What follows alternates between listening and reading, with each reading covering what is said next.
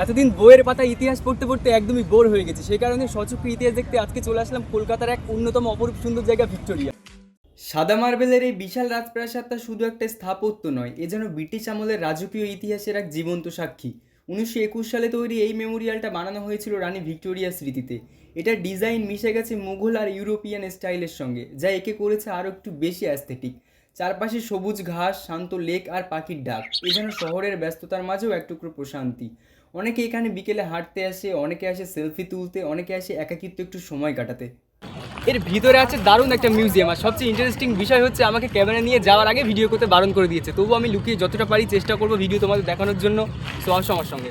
এই বিশাল প্রাসাদের ভেতরে রয়েছে ইতিহাসের অসংখ্য স্মৃতি। এখানকার প্রত্যেকটা ছবি, প্রত্যেকটা মূর্তি যেন তখনকার ব্রিটিশ আমলের গল্প বলে যায়।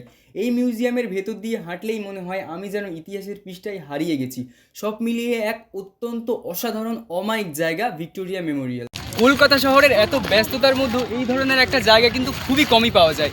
আমি আমার পার্সোনাল দিক থেকে বলছি, আজকে এই জায়গাটা আমার সত্যি দারুণ লেগেছে। কখনো কলকাতা ঘোরার ইচ্ছা হলে এই জায়গাটাকে মিস করে না, অবশ্যই এই জায়গাটায় আসবে এবং আমার ছোটো ছোটো যারা ভাই বোন আছে তাদেরকেও নিয়ে আসবে। এখানে শেখার অনেক কিছু আছে, হিস্টোরিয়াল বহুত কিছু আছে এখানে শেখার জন্য। তো দেখা হচ্ছে পরবর্তী কোনো ভিডিওতে, ততদিন সুস্থ থাকো, ভালো থাকো, টাটা।